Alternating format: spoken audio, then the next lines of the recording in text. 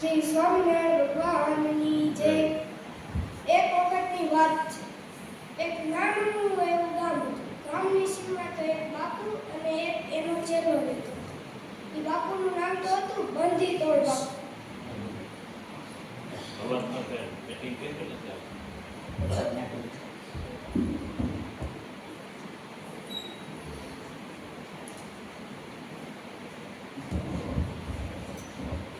નામ હતું બંધીતોડ બાપુ. નામ એવું જ કામ. ચેલો રોજ ભિક્ષા માંગવા જાય ને બધાને પૂછે, ભાઈ તમારે કઈ પ્રશ્ન છે? તો બધા માણસો કહે કે હા અમારે પ્રશ્ન છે. તો ચેલો પ્રશ્ન પૂછે ને ગુરુજીને કહે. ગુરુજી જવાબ આપે. પછી બીજા દિવસે ચેલો પાછો ત્યાં જાય ને એનો જવાબ દે. એમ તો ઘણો સમય વીતી ગયો. પછી એક મોટું બધું ઘર હતું. તો ત્યાં ભિક્ષા માંગવા ગયો ચેલો. તો ત્યાં શેઠાણી તો નહોતા, એ બાજુ ઘરે ગયા હતા. તો નોકર આવ્યા કે તમારે શું જોતું છે? તો કે અમને ભિક્ષા આપો. પછી તો ભિક્ષા આપી અને કે તમારે કઈ પ્રશ્ન છે?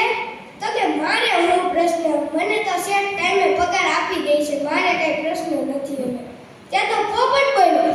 પોપટ કે મારે પ્રશ્ન છે. તો કે ભાઈ તારે શું પ્રશ્ન? તો કે મારે આ બંધનમાંથી છૂટવું છે. તો કે હા તો વાત કાલે હું મારા ગુરુજીને પૂછીને તને જવાબ આપી. તો ચેલો ગયો આશ્રમ. ગુરુજી કે ચેલા આજે કોઈનો પ્રશ્ન છે? તો કે આજ કોઈ માણસોનો પ્રશ્ન નથી. તો કે કોનો પ્રશ્ન છે? તો કે આજે પોપટનો પ્રશ્ન છે.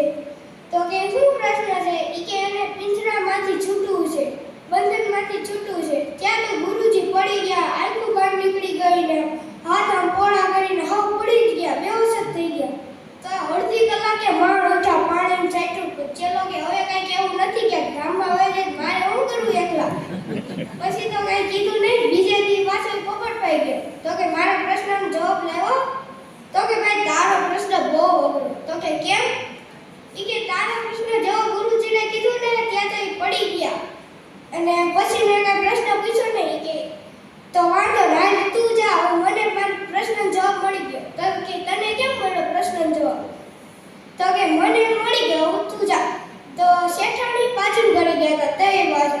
તો જેવા શેઠાણી આવ્યા તો પોપટને ખબર પડી ગઈ હતી, એને એનો પ્રશ્ન જવાબ મળી ગયો. તો પોપટે પાંખ આમ ફેલાવીને ઈ પડી ગયો. તો પહેલાના સમયમાં એવું હતું કે કાંઈ આપણે પાળેલું હોય ઈ મરી જાય તો દંડ થાય. તો કે રામુ રામુ જા અને જલ્દી તું નાખે કાંક વીટીને. તો પછી તો સાંજ માથે વીટી અને